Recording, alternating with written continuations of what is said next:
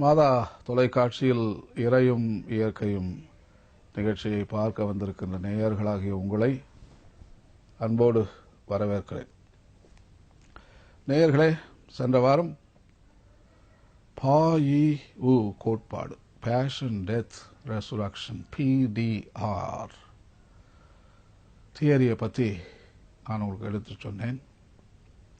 இந்த பிரபஞ்சத்தின் அடித்தளத்தில் இயங்குகின்ற ஒரு இயக்கவியல் என்று சொல்லலாம். இதுதான் பேசிக் லா ஆஃப் த யூனிவர்ஸ், பிரபஞ்ச கோட்பாடு.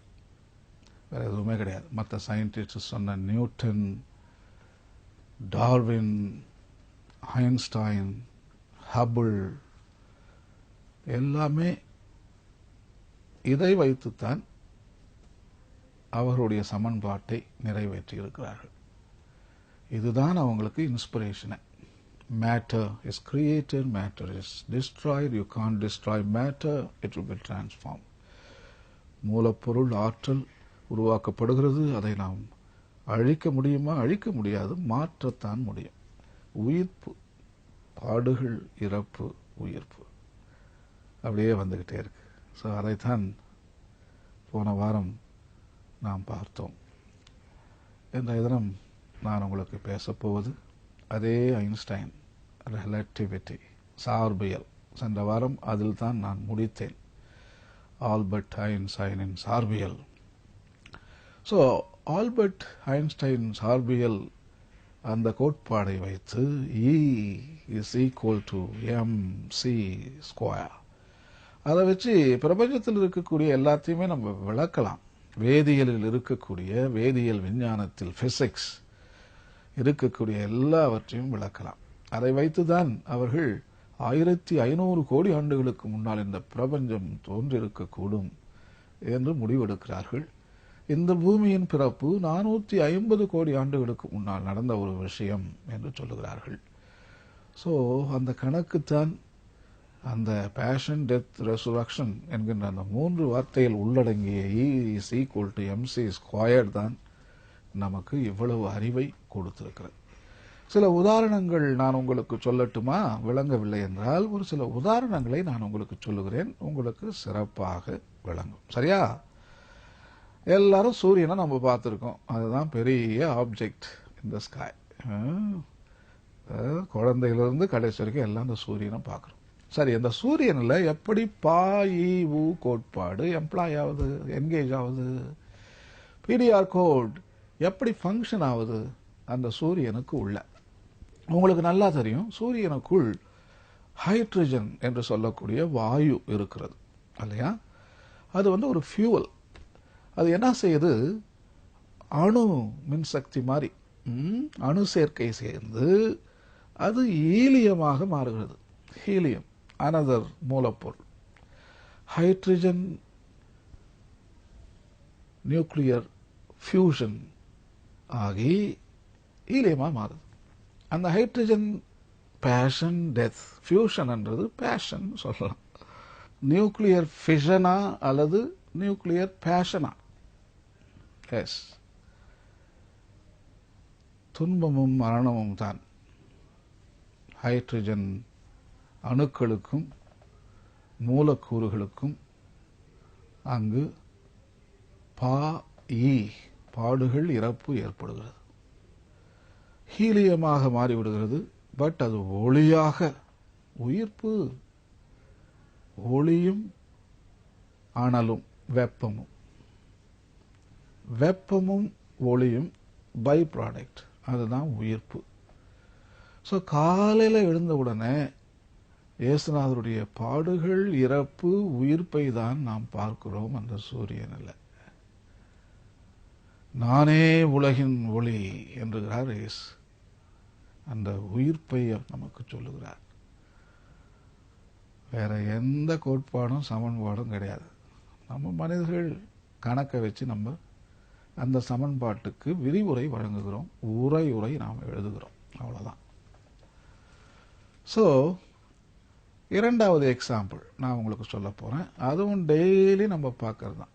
இதை நீங்கள் புரிஞ்சுக்கலாம். எப்படி PAYU கோட்பாடு எல்லா நிலைகளிலும் ஒரு அடித்தளமாக இருக்கிறது என்று சொல்லி நீங்க நல்லா புரிஞ்சுக்கலாம்.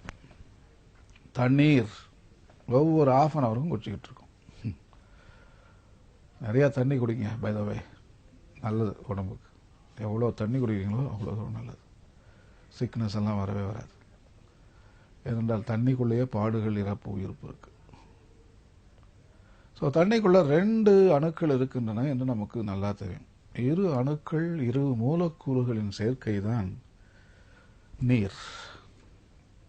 ஒன்று ஒரு ஆக்சிஜன் ஆட்டம் அணு, 2 ஹைட்ரஜன் ஆட்டம் அணுக்கள் ஒன்று சேருகின்றன. பேஷன் டெத் விதிக்கு உட்படுத்தப்படுகின்றன. பாடுகள், இறப்பு, இதுதான் ப்ராசஸ். இரண்டும் துன்பம் அனுபவித்து கடைசியா தண்ணியா மாறிடுது. உயிர்ப்பு, பாடுகள், இறப்பு, ஆட்டம் அண்ட் ஹைட்ரஜன் ஆட்டம்ஸுக்கு. ஆனால் நீருக்கு உயிர்ப்பு. ஆக்சிஜன் பார்த்துருக்கீங்களா? நேயர்களை பார்த்துருக்கீங்களா? யாராவது? பார்க்க முடியாது, இன்விசிபிள், பார்க்க முடியாத நிலையில் இருக்கு. ஹைட்ரஜன் பார்த்துருக்கீங்களா? நோ, பார்க்க முடியாது, இன்விசிபிள். பாருங்க, 2 invisible molecules when they come together, passion and death, அந்த ப்ராசஸ்ல விசிபிளா மாறுது, பார்க்கக்கூடியதாக மாறுகிறது. தண்ணீர், எண்ணெய், மாயை. இதுதான் மிரக்கிள் என்று சொல்வதா? இதுதான் புதுமை என்று சொல்வதா? இயேசுநாதர் நீரை திராட்சை ரசமாக மாற்றினார். இயற்கை பார்க்க முடியாத ஒரு பொருளை பார்க்கக்கூடியதாக மாற்றுகிறதே. Wow, that is great. உண்மைதானே? ஸோ பாடுகள், இறப்பு நாம் இதிலும் பார்க்கிறோம், உயிர்ப்பையும் பார்க்கிறோம். ஸோ இந்த எக்ஸாம்பிள், காலையில் எழுந்து டல்லாக இருந்தேன், அப்புறம் சரி போகலாம் சொல்லும்போது சரி காஃபி குடித்தேன், பிரேக்ஃபாஸ்ட் சாப்பிட்டேன், ஒரு பழம் சாப்பிட்டேன். சாப்பிட்ட உடனே ஒரு 15-20 மினிட்ஸில் ஆற்றல். எஸ், ஒரு டாக் என்ன, 3-4 டாக்கு பண்ணிட வேண்டியது தான் இன்னைக்கு சொல்லி ஓடி வந்துட்டேன். நான் ஓடி அதை பேசிக்கிட்டு இருக்கேன். இதில் நல்லா அவங்களுக்கு விளங்கியிருக்கும். அந்த பாலும் அந்த பழமும் வயிற்றுக்குள்ளே போனால் அவங்களுக்கு இறப்பு, பேஷன் அண்ட் டெத். இதுதான் கல்வாரி மலை. இதில் நம்ம உயிர்ப்பு, எனக்கு சக்தி வருகிறது, தெம்பு வருகிறது, புன்முறுவல் வருகிறது, பேச்சு வருகிறது, மூச்சு வருகிறது. அது எவ்வளவு ஆற்றல் அந்த உயிர்ப்பில். மீட்பு கிடைக்கிறது. இன்னும் சந்தேகமா இருக்கா நேயர்களே? இயேசுநாதரிடமே கேட்போம். ஆண்டவரே, இவ்வளவு சொல்றீங்க, இன்னும் விளங்கல, எப்படியாவது விளக்கம், வேறு விளக்கம் சொல்ல முடியுமான்னு நம்ம கேட்கிறோம். இயேசுநாதர் சொல்றார், நெறிகட்ட தலைமுறையே, எத்தனை நாள் உங்களோட இந்த அவஸ்தைப்பட்டு, இப்போ என்ன சொன்னாலும் விளங்க மாட்டேங்குது, எத்தனை நாள் தான் அவங்ககிட்ட பேசி எடுத்து சொல்றது. கொஞ்சம் அங்கலாய்ப்பு காட்டினாலும் அவருடைய அன்பு அளவிடவே முடியாது. அந்த அன்பை, அந்த அன்பால் நமக்கு அவர், எஸ், நான் எக்ஸ்பிளைன் பண்றேன். முதல்ல பாடுகள், இறப்புன்னு சொன்னேன், அதுக்கப்புறம் கோதுமை மணி நிலத்தில் விழுந்தால் ஒழிய அதையும் சொன்னேன். இப்போ நான் என்ன பண்ண போறேன்? சொன்னா விளங்கிட மாட்டீங்க, செஞ்சு காட்ட போறேன். எக்ஸ்பெரிமெண்ட், செய்முறை. உடனே சிலுவையில் போயிட்டு ஆணி அடித்து அடி போட்டு துன்பம் அடைகிறார், கடைசியா இறக்கிறார். எலோய் எலோய் லாமா சபக்தானி, ஆண்டவரே ஆண்டவரே கை விட்டீங்க. அந்த நிலவரத்துக்கு அவருடைய பாடுகள் அமைந்திருந்தது. இறந்தார். பேஷன் டெத், பாடுகள், இறப்பு. அவர் எடுத்து உள்ள வச்சாங்க. 3வது நாள் உயிர்க்கிறார். இதற்கு நாங்கள் சாட்சிகள் என்கிறார் அப்போஸ்தலர்கள். பார்த்தோம், தொட்டோம், அனுபவித்தோம். பிரபஞ்சத்தில் இருக்கக்கூடிய பாடுகள், இறப்பு, உயிர்ப்பு என்கின்ற கோட்பாடை பார்த்தார்கள், அனுபவித்தார்கள், தொட்டார்கள், உணர்ந்தார்கள். இதைத்தான் இயேசுநாதர் அருளப்பர் அதிகாரம் 13 வசனத்தில் அழகாக சொல்லுகிறார். மனுமகன் பாடுகள் பட வேண்டும், இறக்க வேண்டும், உயிர்க்க வேண்டும், மகிமை பெற வேண்டும், உயர்நிலையை அடைய வேண்டும். இந்த படைப்பு உயர்நிலையை அடைய வேண்டும் என்றால் ஒரே வழி, நேர்வழி, ஒன் வே தான். பாடுகள், இறப்பு, உயிர்ப்பு, வேற எதுவுமே கிடையாது. அதனால்தான் நான் உங்களுக்கு சொன்னேன், படைப்பு இதுவரை இன்றைய நிலவரத்துக்கு வந்திருக்கின்றது என்றால் பாடுகள், இறப்பு, உயிர்ப்பு தான் வழிநடத்தி இருக்கிறது. இதை நாம் மட்டும் சொல்லவில்லை. ஜெர்மனியை சார்ந்த இறையியல் வல்லுனர் Jurgen Moltmann the theology of hope என்ற புஸ்தகத்தில் நீங்கள் படிச்சீங்கன்னா அவரும் அதுதான் சொல்றார். பாடுகள், இறப்பு, உயிர்ப்பு. அவர் வேற விதமாக சொல்லுவார், பட் மீனிங் இதுதான். அதைத்தான் இந்த பிரபஞ்சத்தில் நாம் பார்க்கிறோம். அதுதான் வழிநடத்தி கொண்டிருக்கிறது. That is the ultimate basic process. So இங்கிருந்து பிரபஞ்சம் இன்னும் 450 கோடி ஆண்டுகள் இன்னும் இருப்பதாக விஞ்ஞானிகள் சொல்கிறார்கள். இந்த 450 கோடிகள் பாதை என்னது? சேம், ஒரே ரூட், ஒரே வழி, நேர்வழி. பாடுகள், இறப்பு, உயிர்ப்பு தான்.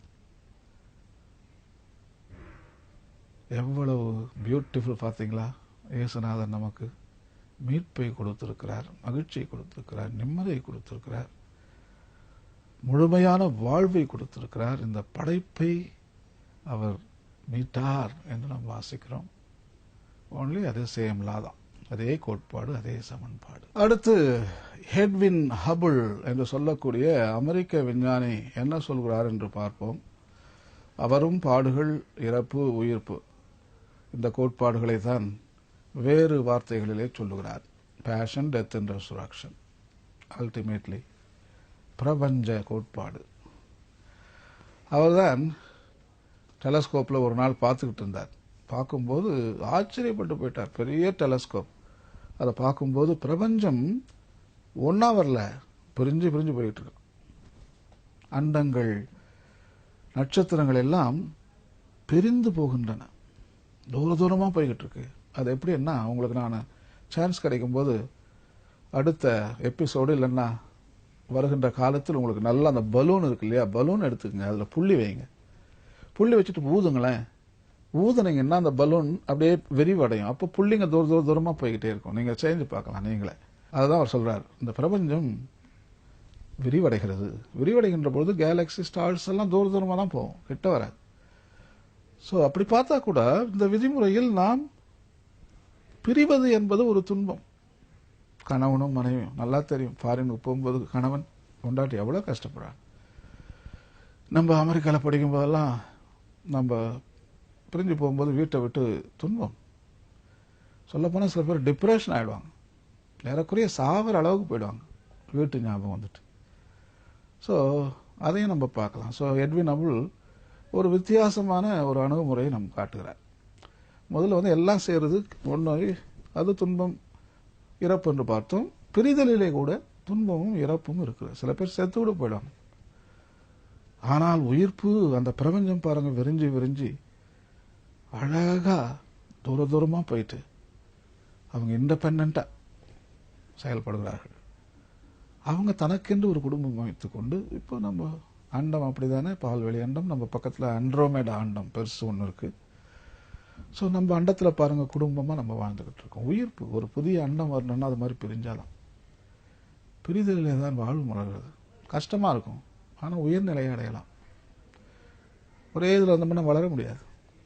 ஸோ பிரிவும் துன்பம். நாம் வளர வேண்டும் என்றால் பிரிவும் அவசியமாகிறது. ஸோ கடைசியாக இந்த லா ரொம்ப முக்கியம், இந்த கோட்பாடு, சமன்பாடு. செகண்ட் லா ஆஃப் தெர்மோடைனாமிக்ஸ் என்று சொல்வார்கள். தெர்மோடைனாமிக்ஸின் இரண்டாவது விதி, அதுதான் மொழிபெயர்ப்பு. So but second law of thermodynamics அது என்ன தெரியுமா சொல்லுது? மேட்டர் வருது, அது நம்ம அழிக்கிறோம், அதனுடைய ஆற்றலை எடுத்துக்கிறோம், மேட்டரை உருமாத்திடுறோம். ஆனால் ஒன்றும் பண்ண முடியாது. நீ நினைக்கிறத நான் அழிச்சிட்டேன், ஆனால் அது உருமாறி விடுகிறது, உயிர்ப்பாக மாறி விடுகிறது. இப்போ ஐஸ் இருக்கு, ஐஸ் எடுத்து நீங்கள் ஓடிக்கிறீங்க, தண்ணியில் போட்டோம்னா தண்ணியாக மாறிடுது. அதை அழிக்க முடியாது. தண்ணியை நீங்கள் சூடு பண்ணீங்கன்னா அது ஆவியாக மாறிடுது. அழிச்சிட்டிங்களா? இல்லையே, உங்களால் அழிக்க முடியாது. அழிக்க கூட முடியாதுங்க நம்மளால. எதையும் நம்ம டிஸ்ட்ராய் பண்ண முடியாது. அதுதான் உண்மை. அப்புறம் அந்த தண்ணி இன்னும் ஹீட் பண்ணாங்கன்னா அது மின்மமாக மாறி வருது. அந்த மின்மம் மீண்டும் ஐஸாக கூட வருது. ஸோ பாருங்க, நம்மளால் ஒன்றும் பண்ண முடியாது. அதை நாம் திருப்பலி புத்தகத்தில் நாம் பார்க்கிறோம்.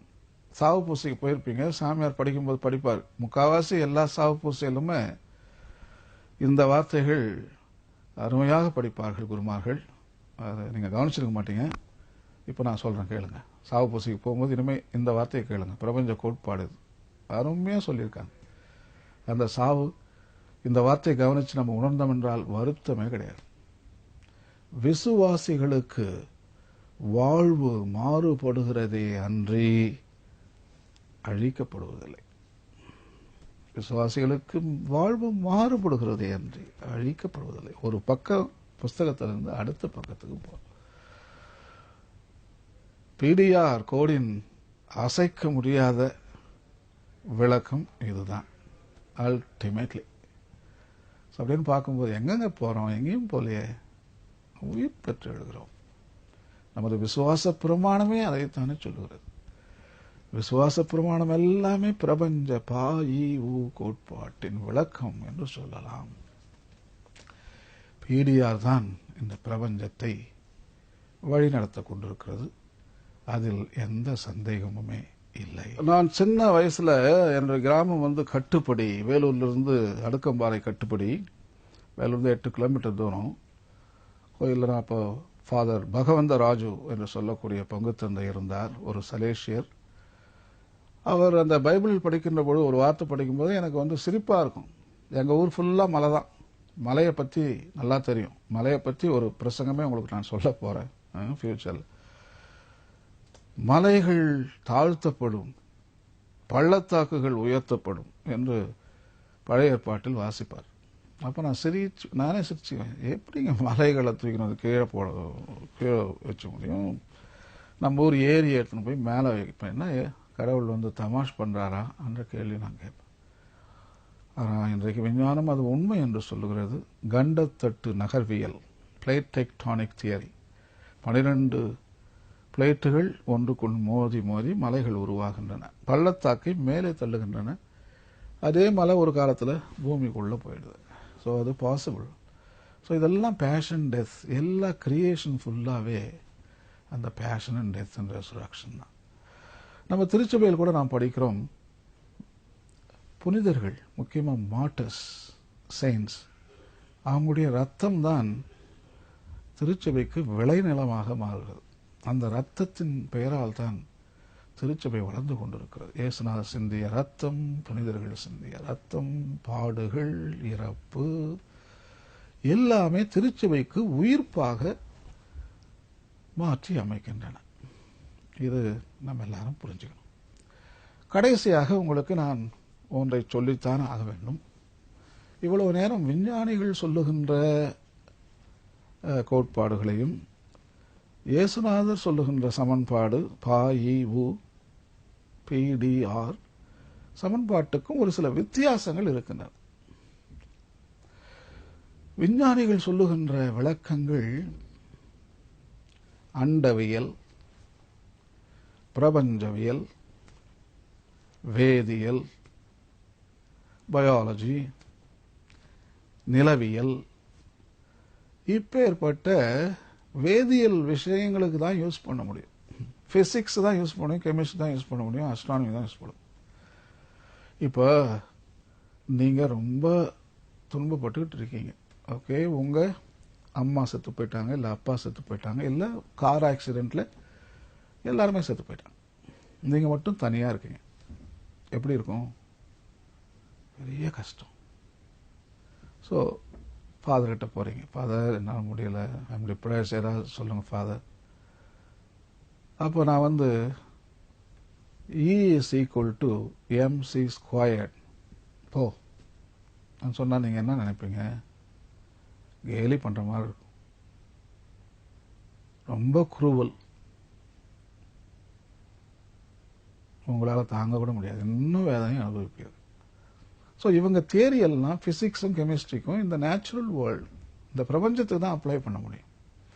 வாழ்க்கையின் அனுபவங்களுக்கு அது E is equal to mc², G is equal to m1 m2, natural selection, second law of thermodynamics, இதெல்லாம் வேலைக்கு ஆகாது.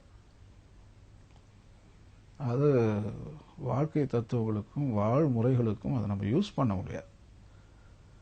மாறாக இயேசுவினுடைய பாடுகள், இறப்பு, உயிர்ப்பு, PDR கோட் ஆர் தியரி ரெண்டுத்துக்குமே அப்ளை பண்ணலாம். பிசிக்ஸுக்கும் கெமிஸ்ட்ரிக்கும் ஆஸ்ட்ரானமிக்கும் அப்ளை பண்ணலாம், வாழ்முறைகளுக்கும் அப்ளை பண்ணலாம். மனுஷன் கஷ்டப்படும் போது இப்போ நம்ம சொல்கிறோம், இயேசுநாதருடைய அதே பயன்பாடு தான், அதே சமன்பாடு தான் சொல்லி அனுப்புகிறோம். நம்ம அந்த குடும்பத்தை இழந்த நபரிடம் சொல்கிறோம், அப்பா, இயேசுநாதர் கூட கஷ்டத்தை அனுபவிச்சிருக்காரு. நமது கடவுள் துன்பத்தை அறியாதவர் அல்ல, அதுதான் பியூட்டி. துன்பத்துக்கு உட்பட்டு இருக்கிறார். நீயும் நானும் மிருகங்களும் விருட்சங்களும் பண்ற எல்லா கஷ்டங்களுக்கும் அவர் உட்படுத்தப்பட்டார். அவர்கிட்ட இல்லாத துன்பங்கள், அவர் அனுபவிப்பாத துன்பங்களுமே இல்லை.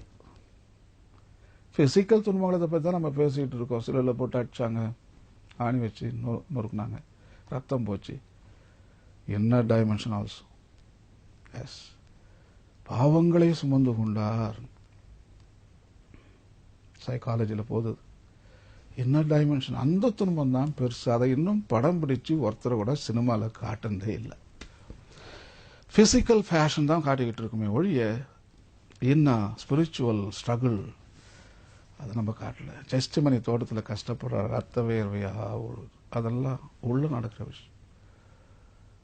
பைத்தியக்காரர்கள் எப்படி ஃபீல் பண்றாங்களோ அதெல்லாம் நம்ம கடவுள் உள்ள அவர் அனுபவிச்சிருக்கார். பைத்தியக்காரர்கள் எல்லா சைக்கலாஜிக்கல் டிஸார்டர்ஸையும் தன்மேல் சுமந்து கொண்டார். இயேசுநாதர் சுமந்து கொள்ளாத எந்த சைக்கலாஜிக்கல் டிஸார்டர் வெளியே கிடையாது, எல்லாத்தையும் அவர் அனுபவிச்சிட்டார். அதாவது நான் உங்களுக்கு சொன்ன 3 டைம் திருப்பி திருப்பி சொல்லிக்கிட்டே இருக்கார், நான் ஜெருசலேம் செல்ல வேண்டும், என்னை பிடிப்பார்கள், பாடுகளை அனுபவிக்க வேண்டும், துன்புறுத்துவார்கள், சாவ போறேன், ஆனால் நான் உயிர்த்தெழுவேன். எஸ், இயேசுநாதர் எல்லாத்தையும் அனுபவிச்சிருக்கார். அவரை விட நம்ம பெரிய ஒரு துன்பத்தை ஒருத்தர் கூட இந்த பிரபஞ்சத்தில் அனுபவிக்க முடியாது. The ultimate suffering, the zenith of suffering, climax, உயர்நிலை துன்பத்தை அடைந்திருக்கிறார், பாடுகளையும் அனுபவித்திருக்கிறார். ஸோ இப்போ நான் சொல்றேன் அந்த பையன்கிட்ட, பாருப்பா, இயேசுநாதர் கடவுளுக்கே இந்த கதிப்பா. அவர் அனுபவிச்சிருக்கார். துன்பங்களை அறியாதவர் அல்ல நமது இயேசு, அறிஞ்சு புரிஞ்சு வச்சிருக்கார். ஸோ நம்ம அவர்கிட்ட பேசும்போது அவருக்கு நல்லா தெரியும், ஏன்னா அவர் துன்பத்தை அனுபவிச்சிருக்கார். அவர் உனக்கு சொல்லுவார், நானும் அதுதான் போயிருக்கேன், ஸோ அதனால கவலைப்படாத, இது உயிர்ப்பாக மாறுண்டா உனக்கு, இந்த ஆக்சிடென்ட்டே வச்சே நீ ஒரு பெரிய உயிர்நிலைக்கு வரப்போற, ஆனா நீ தாங்கணும். ஈ அல்ல கடைசி வார்த்தை, டி அல்ல, டெத் அல்ல, ஆர் உயிர்ப்பு, இதுதான் கடைசி வார்த்தை என்று இயேசு நமக்கு சொல்லுகிறார். ஸோ நம்ம அந்த பையன்கிட்ட தைரியமா சொல்லலாம், நீ ஏதோ நல்லது உனக்கு நடக்க போகுது, இந்திய நிலவரம் மாறும், திஸ் ஆல்சோ ஷால் பாஸ். இதுதான் அல்டிமேட் விஸ்டம். இன்றைக்கு இருக்கிற இதே மாதிரி நாளைக்கு நான் இருக்க மாட்டேன். நாளைக்கு அது மகிழ்ச்சியா இருக்கேன்னு அந்த மகிழ்ச்சியும் நிலைத்து இருக்காது, அதுவும் பேஷன் டெத்தா மாறும், அங்க நிக்காது, உயிர்ப்பா மாறும். இதுதான் chain of events, passion death resurrection, passion death resurrection, passion death resurrection. பிரபஞ்சம் தொடக்க நிலையிலிருந்து முடிவு வரைக்கும் இதே எபிசோடு தான். இதுதான் நாம் புரிந்து கொள்ள வேண்டும். இதை வழிநடத்துவோர் கடவுள் தான்.